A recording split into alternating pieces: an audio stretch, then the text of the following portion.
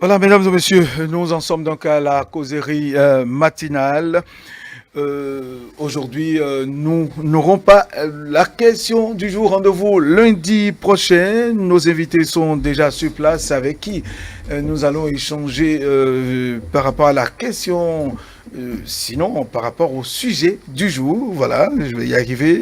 Rafiatou Mamadou, bonjour. Bonjour Théodule Ronsa, bonjour à tous nos amis téléspectateurs et bonjour à mes compères sur le plateau. Très bien. Abel Dako, bonjour. Bonjour Théodule Ronsa, bonjour maître, bonjour les chers, bonjour à tous les téléspectateurs. Très bien. Et puis, M. Amoussa Raimi est toujours avec nous les vendredis sur le plateau. C'est un devoir. Je vous remercie aussi. Je salue la grande dame et mon frère. D'accord. Très bien. Et je rappelle aux téléspectateurs qu'aujourd'hui, ils ont la possibilité d'appeler, d'intervenir dans le débat.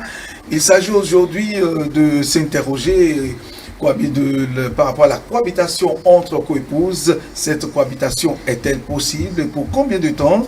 De toutes les façons, la question de la polygamie est souvent mal perçue dans notre société, tandis que d'autres peinent à trouver le bout normal, d'autres s'y plaisent brillamment.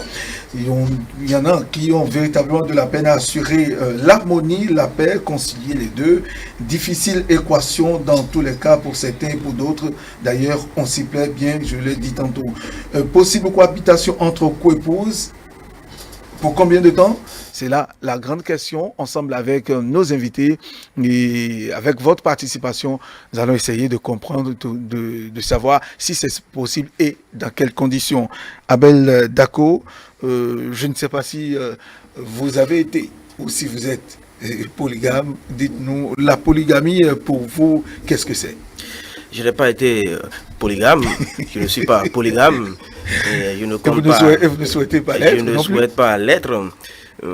Par contre, je suis issu donc de famille polygame. Je suis un produit donc d'une famille polygame.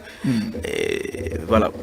Alors pour vous, comment percevez-vous la polygamie? Pour vous, qu'est-ce que c'est? La polygamie, il faut commencer par dire d'abord que la polygamie, c'est lorsque un homme prend deux épouses au moins. Donc c'est à partir de deux qu'on parle de polygamie, deux et voire plus. Mais pour moi, donc, pour répondre à la question, la polygamie, c'est un fait aujourd'hui au sein de nos sociétés. Quand je dis aujourd'hui, c'est pas que ça date d'aujourd'hui, mais c'est une réalité sociologique qui entre dans nos traditions désormais en Afrique et au Bénin en particulier. On fait avec et il y a, comme vous l'avez dit, il y en a qui s'y plaisent très bien. Je le démontrerai davantage. J'ai des amis pour qui la polygamie c'est une très bonne chose. Par contre, il y en a pour qui la polygamie c'est une très mauvaise chose et chacun se défend sa position par rapport à la polygamie. Mais pour ce que je sais, et là c'est Jean Pliat que je cite, il dit ceci: la polygamie humilie la femme et compromet l'éducation des enfants. Fin de citation. La polygamie humilie la femme et compromet l'éducation des enfants. On y reviendra sans nul doute. Oui, très bien. Merci à vous beaucoup. Alors, Madame Rafiat, la polygamie pour vous, qu'est-ce que c'est? Vous l'avez vécu, vous l'avez vécu une fois dans votre vie, la polygamie, qu'est-ce que c'est? La polygamie, c'est le fait pour un homme d'avoir au moins deux femmes. Si je l'ai vécu, non, pas personnellement. Je ne suis pas dans un foyer polygame, mais je vois des gens polygames. Et me demander si une cohabitation, c'est ce que vous avez demandé. Oui, oui. Est-ce que deux femmes peuvent cohabiter autour d'un seul homme et pour combien de temps?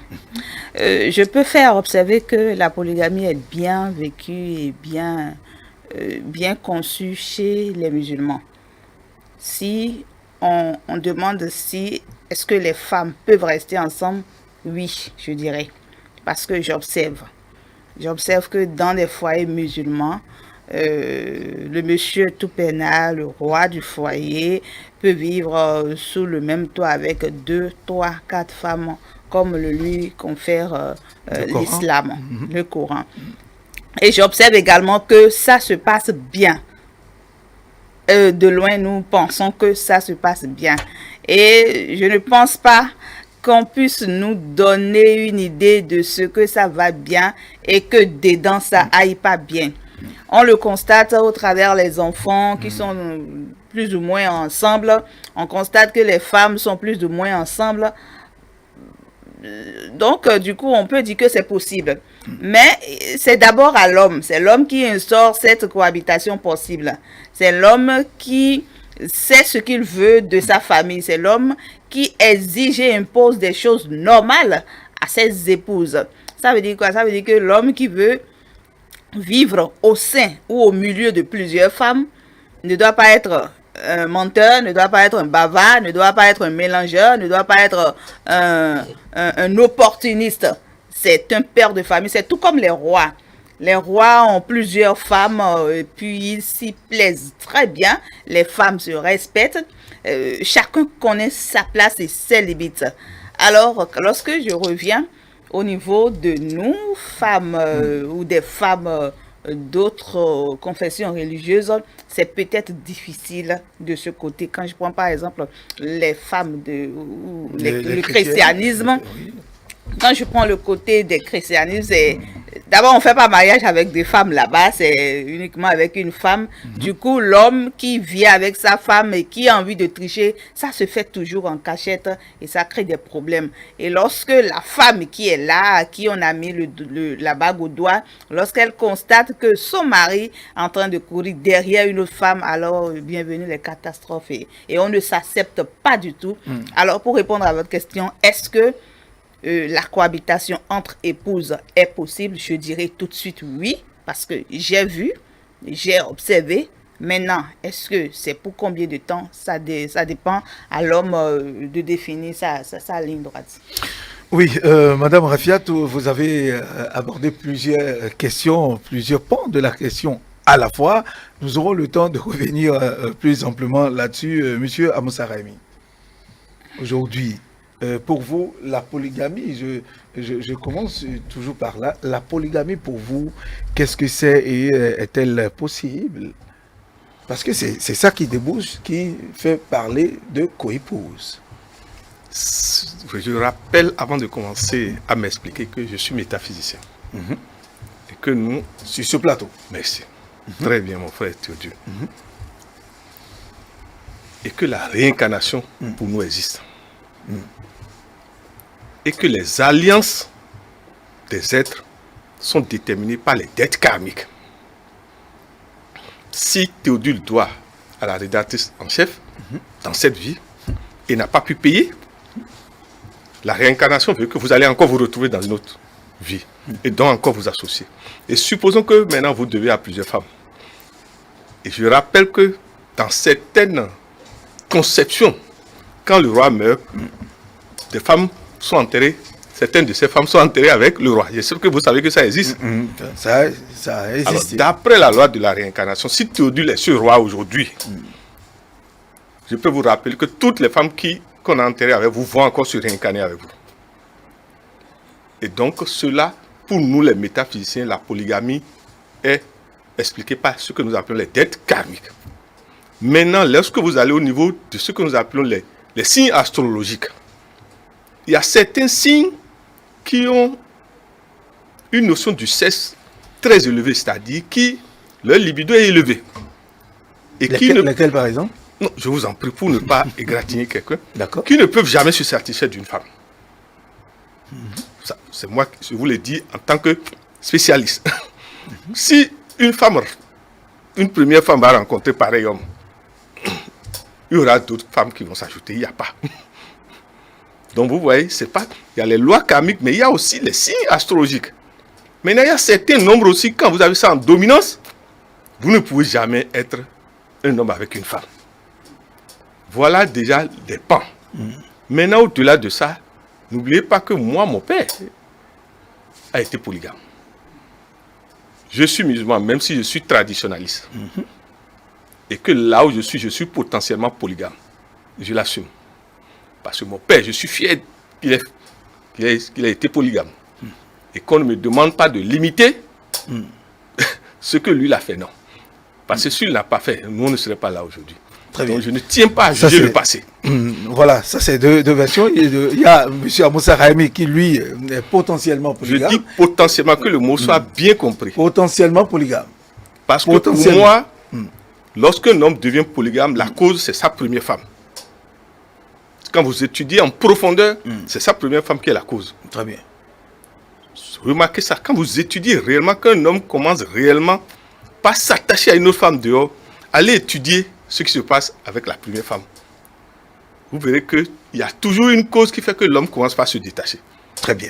Alors, pour vous, Monsieur Abel Dako, est-ce que c'est parce que vous avez vécu, vous êtes issu d'une famille polygame qu'aujourd'hui, et que certainement avec tout ce que ça a comme problème, les difficultés que vous avez rencontrées, que vous avez choisi, vous, aujourd'hui, de ne pas aller sur ce terrain de polygame? Je dirais qu'il y a en partie ce que j'ai vécu en famille, mais surtout ce à quoi j'assiste au quotidien dans les familles polygames. Pour moi, le fait ne se conçoit pas forcément comme l'a si bien démontré la rédactrice en chef tout à l'heure. Je dirais que dans ces familles où vous avez cette apparence de ce que ça se passe très bien, je dirais que c'est l'arbre qui cache la forêt.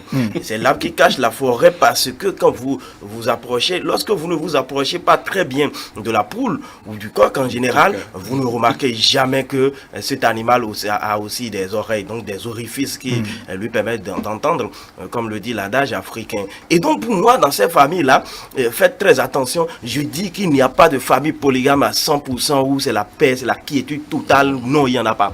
Il n'y en a pas. Et donc, cohabitation entre coépouses, pour vous, C'est possible. C'est possible. Tout dépendra du managérial, tout dépendra du leadership dont fera montre le chef de famille. Ça aussi, elle a évoqué. Si vous êtes un sieur qui avait mis sous vos toits 2 épouses, il faut comprendre, il faut commencer par comprendre que deux épouses qui vivent dans la même maison.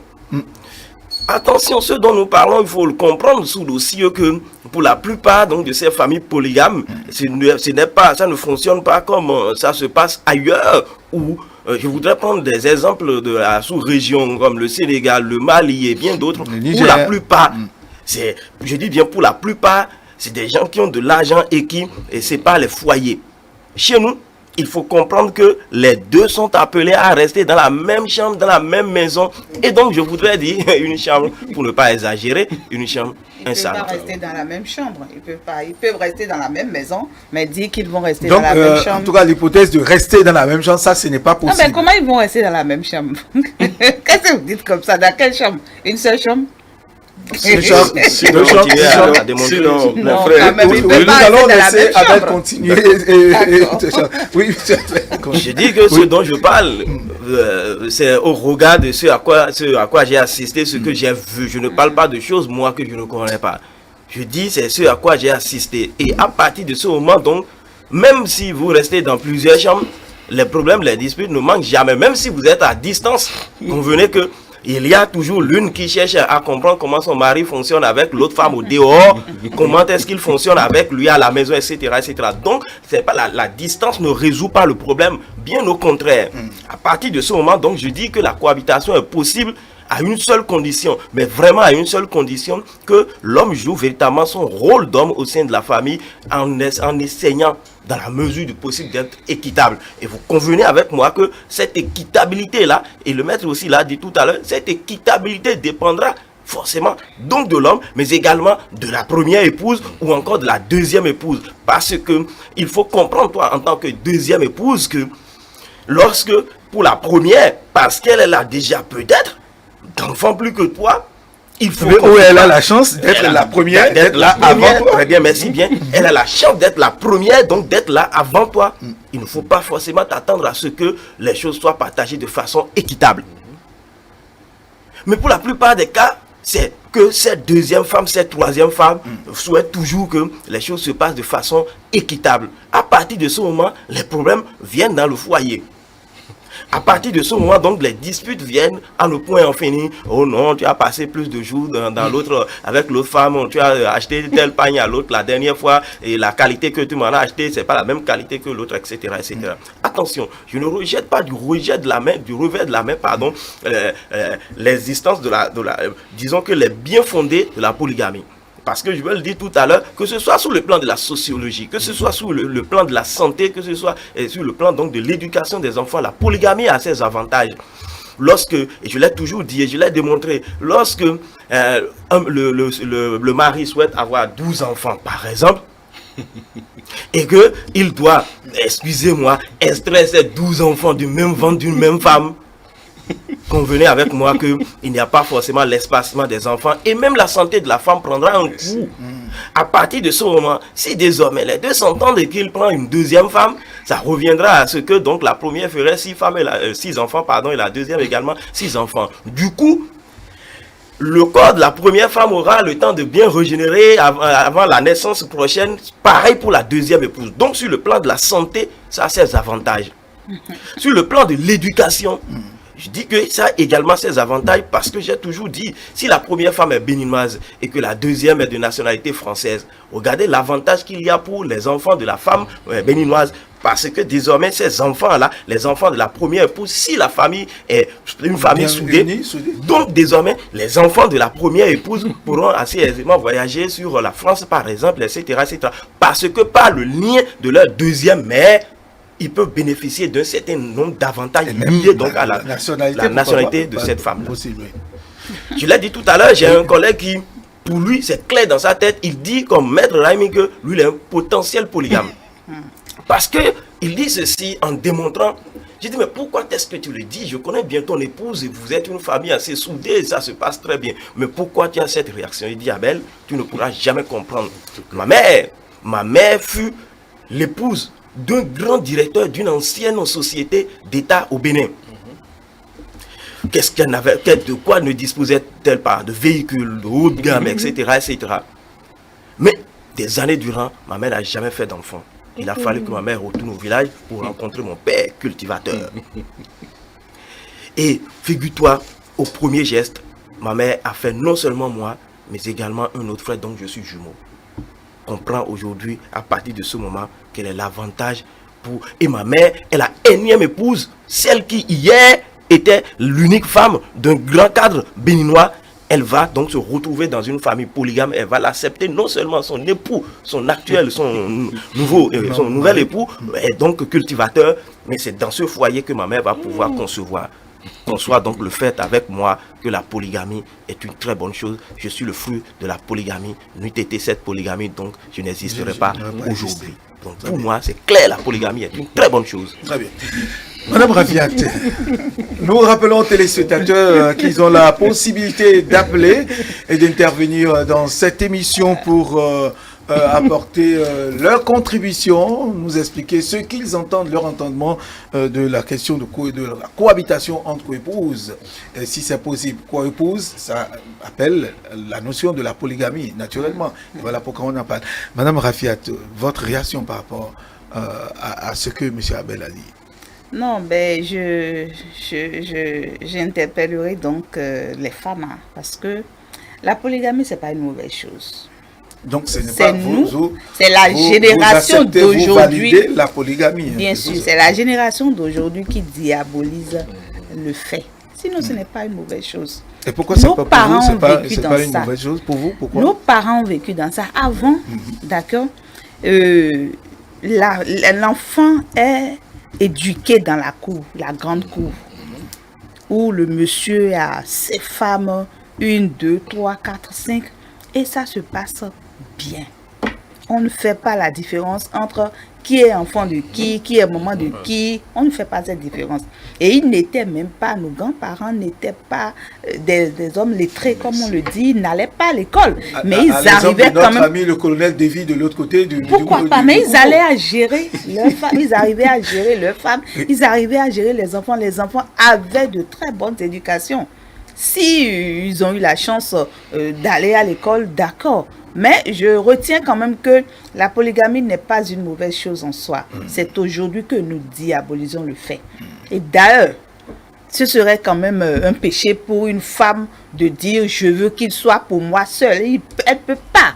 Une femme ne peut pas supporter, on a parlé de ça ici sur ce plateau une fois.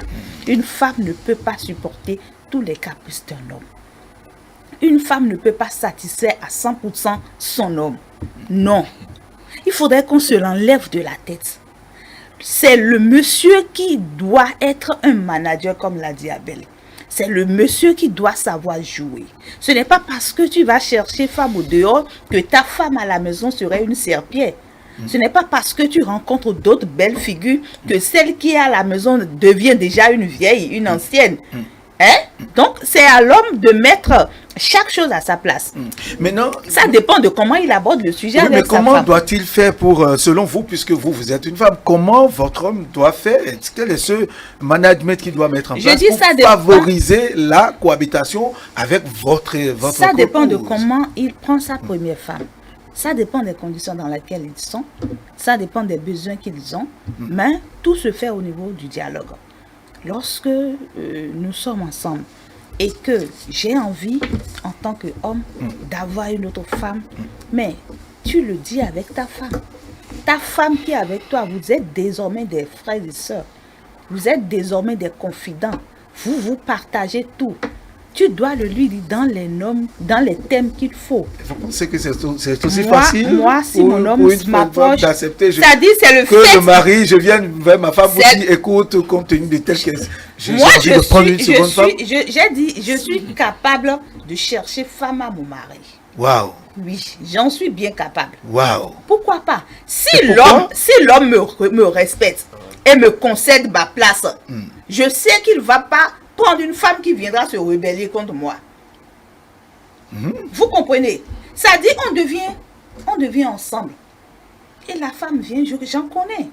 Je connais des cadres qui vivent avec leurs femmes et les femmes sont tellement unies. Si vous radadez pour dire, je serai la troisième, c'est vous qui serez quitte. Parce qu'ils ont déjà soudé leurs liens. La première, c'est que la seconde est sa sœur. La seconde, c'est que la première est sa grande sœur.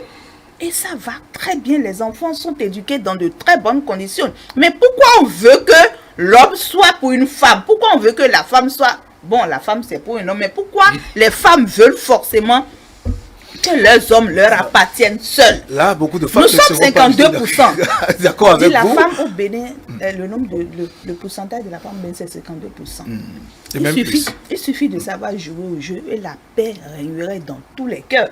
On veut vivre pendant combien de temps? Vous là, est-ce que vous êtes sûr de vivre sur terre pendant 90 ans? Est-ce que vous êtes sûr d'avoir 90 ans ou 80 ans, 80 avant de partir? Pas évident.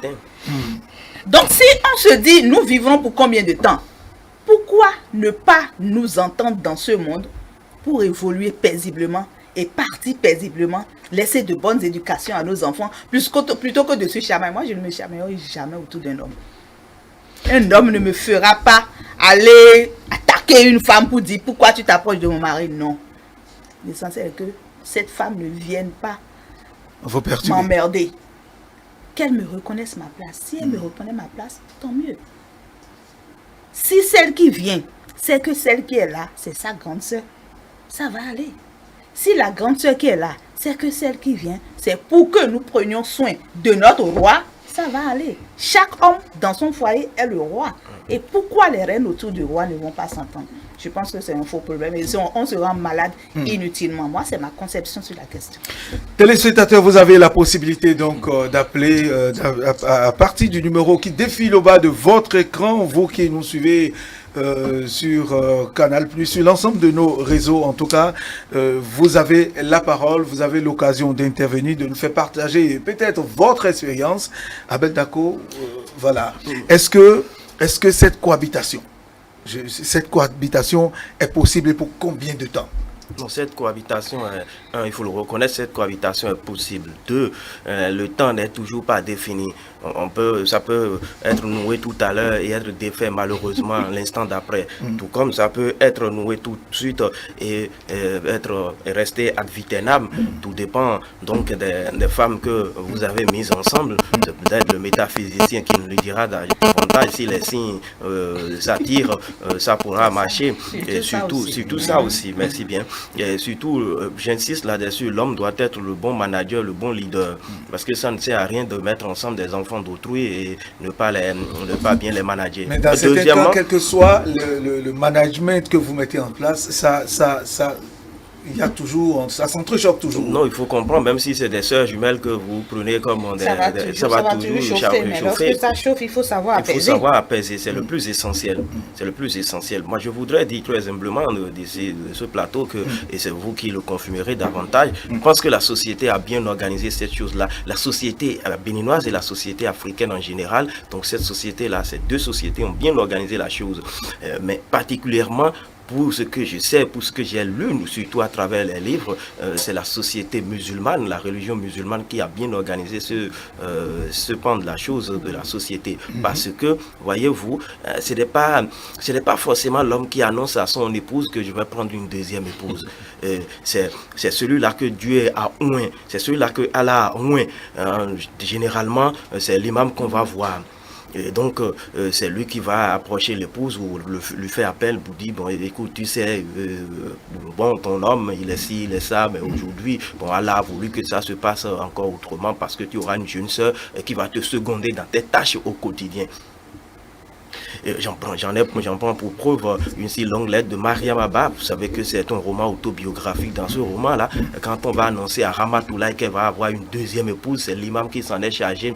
Ma fille, est-ce que tu vas bien? Et tu sais, tout ce qu'elle a fait, bon, il est juste dans ses choix. Et on n'a pas le droit d'aller contre le choix qu'elle a fait pour quelqu'un. Ton époux a pris une deuxième épouse. Wow. Bon, allez. Préparation psychologique bien faite. Bien que ce soit même sa fille qui va devenir sa co-épouse, parce que c'est celle-là qui a l'âge de sa fille, qui est allée à l'école avec sa fille et qui venait même se reposer à la maison dans les midis. Donc, elle n'a pas trouvé d'inconvénient à cela. Elle l'a accepté parce que elle a dit, bon, mais elle, c'est son lot, comme on le dira. Elle a été très bien préparée. C'est son lot, comme on le dira, à 6 ans également dans les bouts de bois de Dieu. Donc, son lot au quotidien à elle. Oui, mais quand on cite de l'autre côté de nos frères musulmans, mais là-bas aussi, ce n'est pas la lune de miel. La lune de miel n'est nulle part. Ce n'est véritablement on conçoit son palais, oui. on conçoit son palais, on conçoit son paradis et on y vit dedans. Quand ça chauffe, on est dedans.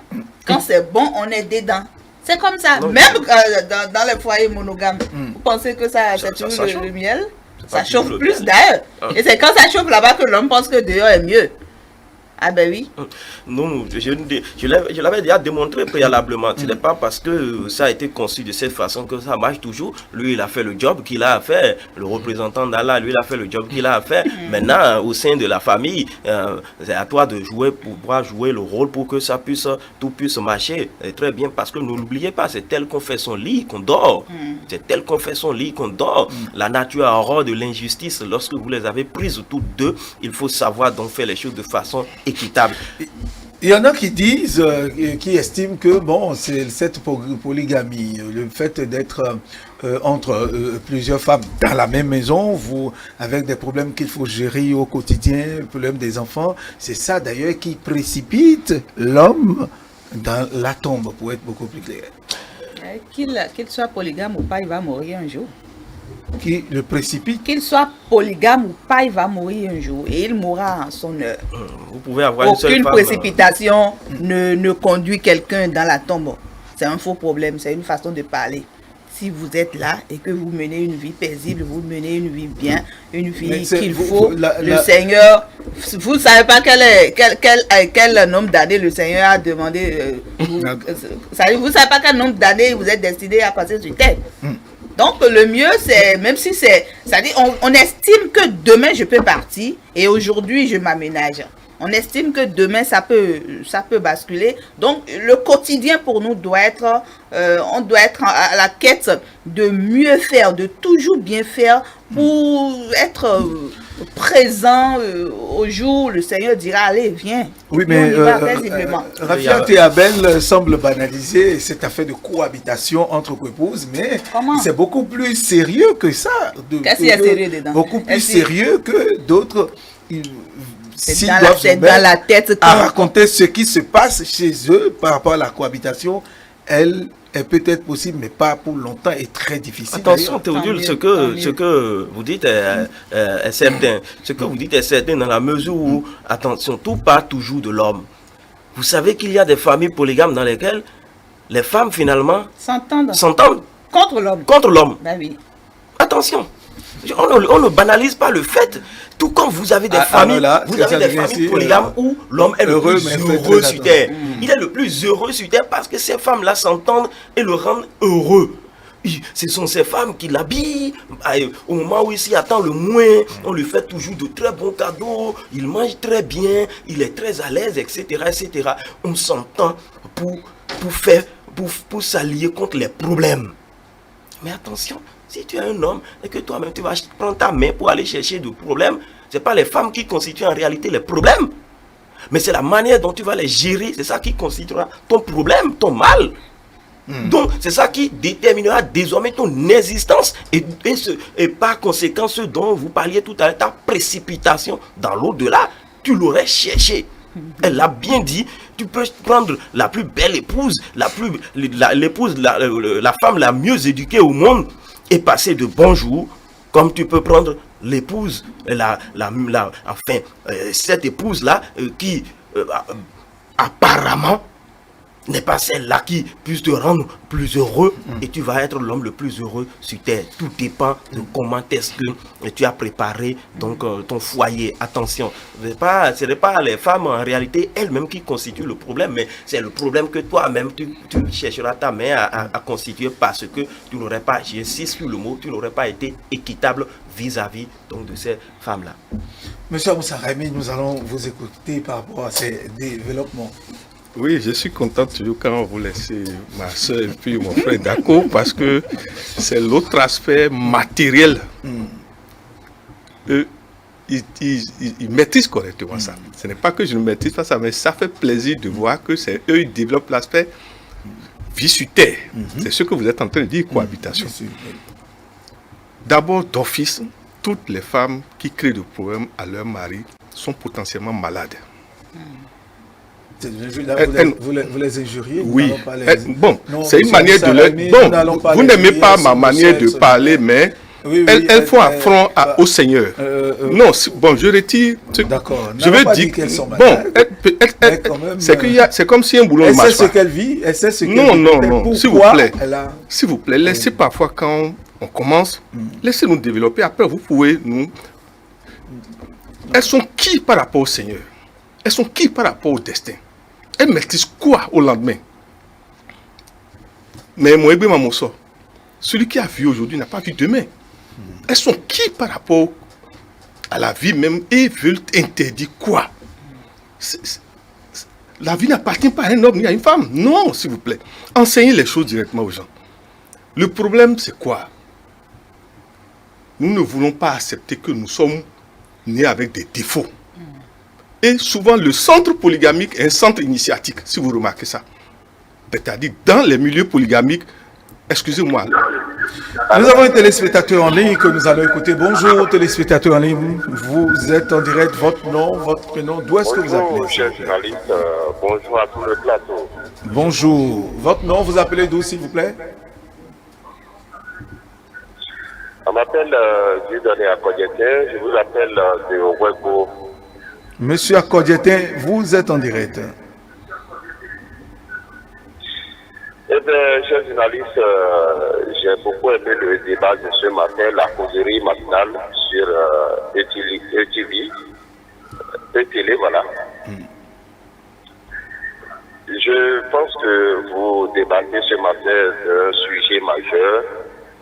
La cohabitation. Les gens ne comprennent pas souvent le sens et la cohabitation dans la polygamie. La polygamie, c'est vrai que d'aucuns pensent que c'est le mal du siècle, que nos grands-parents l'avaient adopté parce qu'il y avait assez de terre, parce qu'il y avait trop de travaux, trop de tâches à accomplir.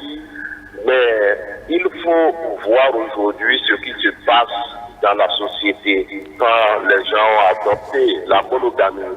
Les gens ont une seule femme, une épouse à la maison, mais ont 15 maîtresses en ville. Et ça alimente les chambres de passage au quotidien. Et les nuits, c'est une nuit, c'est du rang qui se forme devant les chambres de passe la nuit. Et souvent, c'est des monogames qu'on retrouve là. Pourquoi ne pas prendre 2 ou 3 femmes et donc rester stable quelque part pour éviter à vos épouses des maladies. Je pense que mes 2 amis qui font face à M. Rahimi, que j'aime bien, ils ont bien compris le sujet, ils sont en train donc de le développer. Et je pense que là, ce que vous faites ce matin, vous éduquez la nation, vous éduquez les peuples, vous éduquez les foyers. Et il est temps que nos sœurs comprennent qu'il faut voir la chose dans les sens développés par les journalistes au plateau ce matin pour savoir mieux gérer. La dame l'a dit, on crée suite son paradis et son enfer et on y vit. Et je pense que c'est ce que vous faites de votre foyer, c'est l'image que vous lui donnez, que les gens voient. Et quand vous organisez bien votre chose, je pense très bien que vous avez la belle vie. Moi, c'est vrai que pour le moment, je suis monogame, mais madame aussi sait, elle en sait quelque chose. Donc, soyez vous êtes pour le moment, hein? Pour le moment, vous avez dit. Potentiel polygame. Ah bon? Allô, monsieur Akodjete? Ah, monsieur Akodjete n'est plus en ligne. Voilà, monsieur Amoussa Rahimi, nous vous écoutons.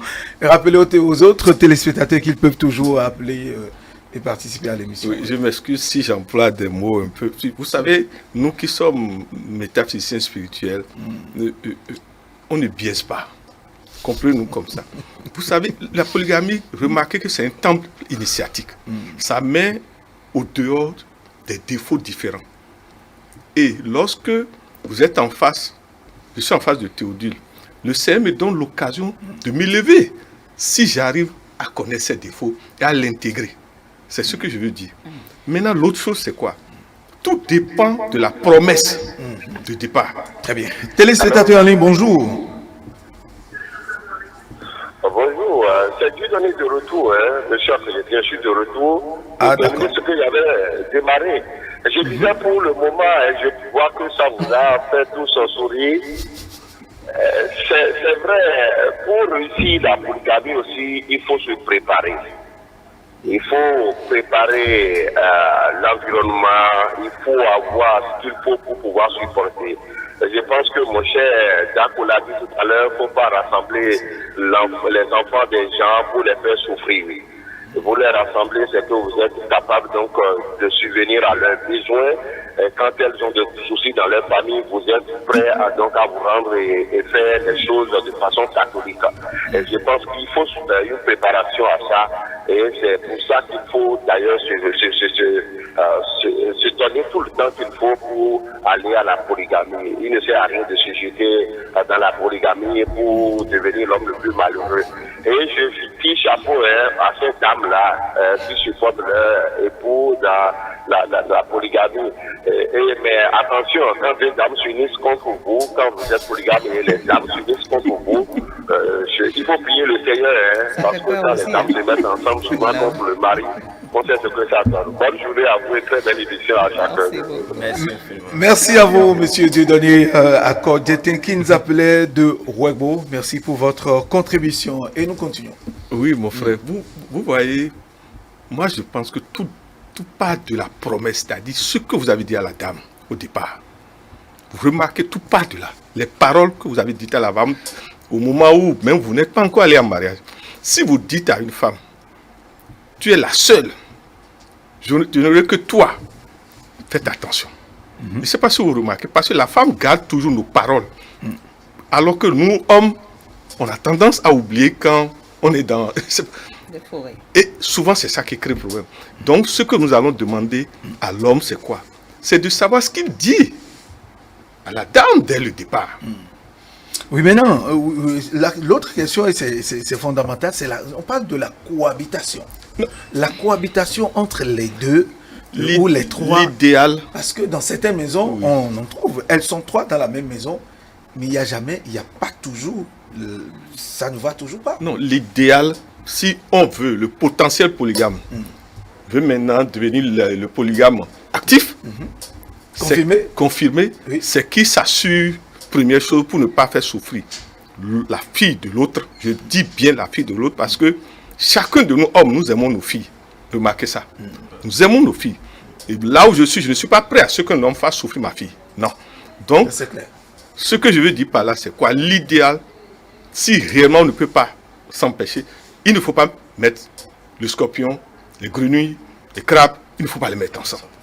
Il faut avoir la capacité de loger la seconde ailleurs. Et l'homme est-il sûr d'avoir cette capacité de mener, d'appliquer ce management jusqu'au bout? Non, je le dis d'office, Pour si vous pouvoir n'avez pas cette possibilité, Oui, au fait, L'idéal. la question si se vous pose n'avez sur pas le cette plateau, possibilité, oui. n'allez pas dans cette polygamie.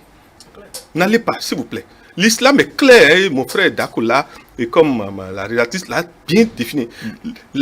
La meilleure constitution pour la polygamie, c'est l'islam qui l'a déterminée. L'islam n'a jamais dit de mettre des êtres ensemble pour les faire souffrir inutilement. Non. Si vous n'avez pas remarqué, même dans des maisons où les femmes sont ensemble, remarquez que c'est séparé encore là. Vous allez remarquer ça, puisque c'est exigé. Le Coran dit Chacun comment. a son côté. C'est son pour vous dire espace. quoi. Lorsque vous avez une femme et que vous rentrez dans une deuxième femme, je vous en prie, ayez d'abord une deuxième maison. Ou entendez-vous avec la deuxième pour que, quand même, ou bien soyez capable de payer son loyer, ou bien, en tout cas, qu'il y ait une sorte de séparation. Parce que si vous mettez, excusez-moi, hein, quelle que soit l'éducation initiatique que deux femmes vont recevoir, vous pouvez tout dire. Si vous les mettez ensemble, la guerre va s'éclater toujours. Jusqu'à ce que peut-être ça va s'adapter. Mais deux femmes ensemble qui partagent le même toilet, bah Dans la même maison. excusez-moi. Monsieur Abeda. Non, mais je voudrais d'abord remercier M. Akodjetin pour avoir apprécié notre démonstration. Je dis toujours, et j'insiste là-dessus, prendre deux épouses, avoir 3 épouses, donc accepter construire un foyer polygame. Oui, vous le permettez, nous avons un autre téléspectateur en ligne. Bonjour. Oui, allez-y, vous appelez comment? Allez-y.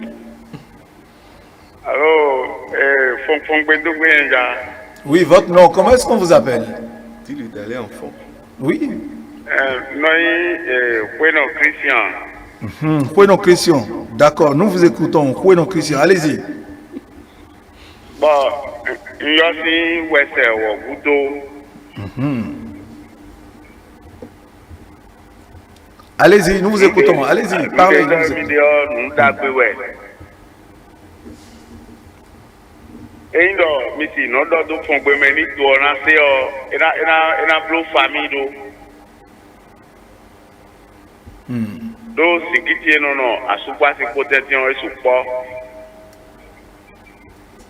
C'est ça. donc maman de so ko maman do e blo to do ko antundo e de sunati no memo e we C'est ça. ni na do mi do asawe gbe o mi na te ko bo mi na no blo do fongbe me Monsieur, Monsieur Christian, oui. vous êtes polygame, vous avez plusieurs femmes? Moi, j'ai 3 femmes. Ah, vous en avez 3. Comment est-ce que vous arrivez à gérer ça? Elles sont ensemble dans la même maison, c'est ça? Non, elles ne sont pas ensemble. Hein. Tu ne peux pas mettre 3 femmes ensemble. Hein. Ah bon? Ah, si tu fais ça, tu ne peux pas dormir même. Ah bon, mais pourquoi? Comment tu vas dormir? Eh bien, donc, tu as sailli dans ton lit. Non, mais... Et donc, elles ne sont pas du tout ensemble. Vous êtes à part, elles sont...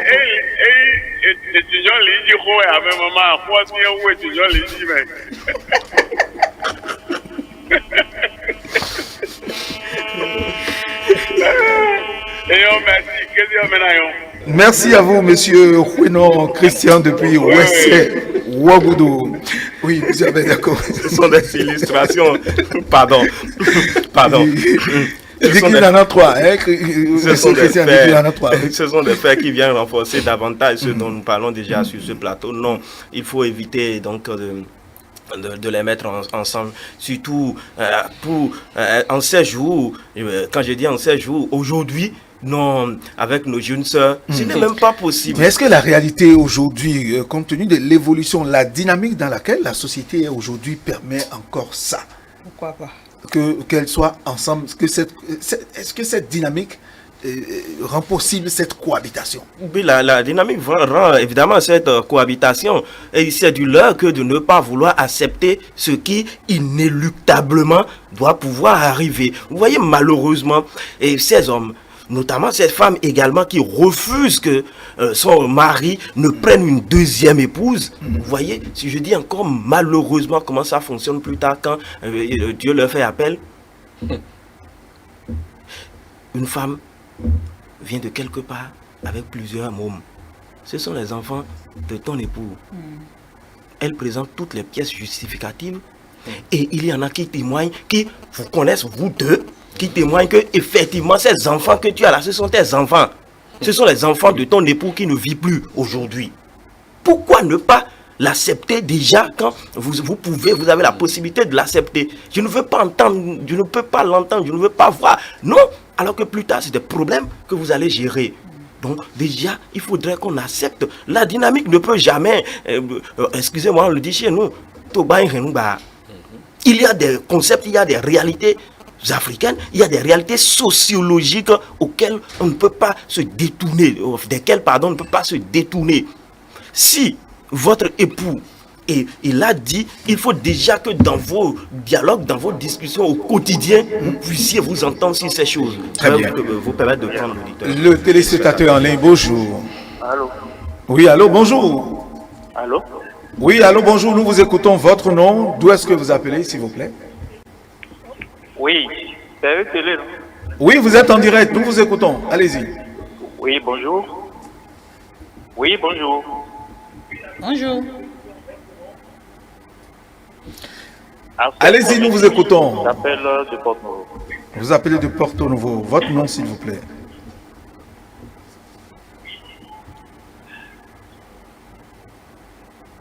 Arsène Tometi. Monsieur Tometi, allez-y, nous vous J'appelle de écoutons. Porto-Novo. Arsène Tometi. Arsène. Allez-y, nous vous écoutons, monsieur Arsène Tometi. Bon, j'ai suivi religieusement le débat de ce matin et je veux préparer la chute parce que c'est la fin du débat. Je veux préparer la chute en disant que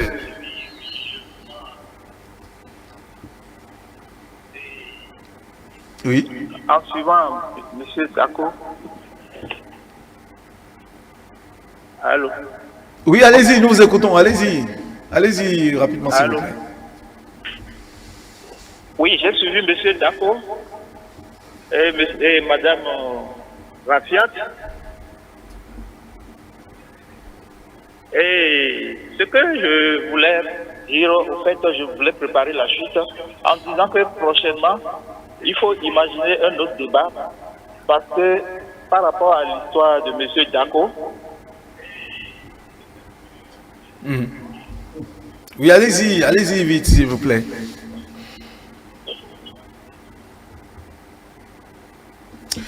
Quelques ennuis avec monsieur Tometi Arsène. ça, le code de famille par rapport par rapport à ce débat. D'accord, merci monsieur Tometi Arsène. Nous allons vous recevoir un autre jour pour vous permettre de mieux vous exprimer parce que là, on ne comprend pas grand chose. Nous sommes presque à la fin du débat. Nous allons faire le tour de table pour retenir quelque chose, préparer la chute et la descente. Et comme monsieur Tometi Arsène l'a dit, madame Rafiat. Il a prévu pour nous une chute qu'il n'a pas pu libérer, c'est bien dommage. Oui. Pour finir ce débat qu'on pourrait finir d'ailleurs, c'est que nous préparons nos têtes qu'on se donne l'opportunité, le privilège de vivre dans un monde bien. Et vivre dans un monde bien, c'est d'accepter les choses, de concevoir les choses et de positiver, les choses telles qu'elles se présentent à nous, de positiver les choses et surtout d'aimer nos semblables, de partager nos quotidiens avec nos semblables dans la prière. Très bien. Monsieur Amsaray. Oui, c'est un constat que j'ai fait. Dans les Rumpame, dans nos temples dahoméens, toute l'éducation qui sort de là ne donne jamais et n'a jamais donné du désordre quand une pareille femme est en milieu polygamique. Remarquez cela. Mais voilà que toutes les femmes ne peuvent pas aller. Non, quand vous entendez la suite, maintenant on se dit chrétienne, on se dit musulmane, on est dans un milieu polygamique où bien le mari veut être potentiel polygame et le désordre règne. On se demande où sont les lois de Dieu qu'on nous enseigne. Parce que la vérité c'est ça. Les lois de Dieu là doivent être notre canot de référence. Que ce soit les lois christiques, les lois mahométanes ou les lois vaudouisantes. Mais on ne voit en rien lorsque la polygamie s'installe que des gens ont été éduqués par rapport à ces lois. Or, ces lois sont supérieures à la vie du cœur. Ces lois sont supérieures au désordre qui vient du cœur. Et tout ce que nous faisons comme illustration de malheur ou de désagrément dans le foyer est terrestre, s'il vous plaît. Ça ne peut pas aller au-delà de la mort. Et ça nous réserve même des dettes karmiques. Parce que souvent, en ne maîtrisant pas la jalousie, nous commettons des crimes silencieux. Je dis bien des crimes silencieux. Merci à vous, monsieur. La famille est le noyau de la société. Il faut qu'autant que nous sommes, nous sachions que nous avons une responsabilité, un rôle à jouer pour que la société puisse mieux évoluer, pour que la nation puisse mieux se porter. Mais également, je voudrais ajouter ceci, quand on refuse, on dit non. Donc à partir du moment où vous ne pouvez pas rester dans un foyer polygamique, refusez et laissez les autres vivre en paix parce qu'il ne faudrait pas que vos problèmes constituent des problèmes pour les autres. Merci. Merci à vous, Abel Dako. Merci à vous également, Madame Rafiat Mamadou, Monsieur Mamoussa Rémi. Merci à vous tous et merci à Dieudonné Akodjete qui nous a appelé par 2 fois depuis Ouegbo, sans oublier Monsieur Kouenon Christian de Wesse Wogudo et Tom Etienne Arsène. Merci à vous tous, vous qui nous avez suivis également. Merci de toujours nous suivre sur nos canaux digitaux. Merci d'être resté avec nous pour ce vendredi. On se retrouve la semaine prochaine. Très bonne suite des programmes sur ETélé tout à l'heure. Donc à 9h30, les différents rendez-vous. 9h30, 10h, 11h avec les émissions en langue, en fond, en Yoruba et puis l'œil du coach. À très bientôt.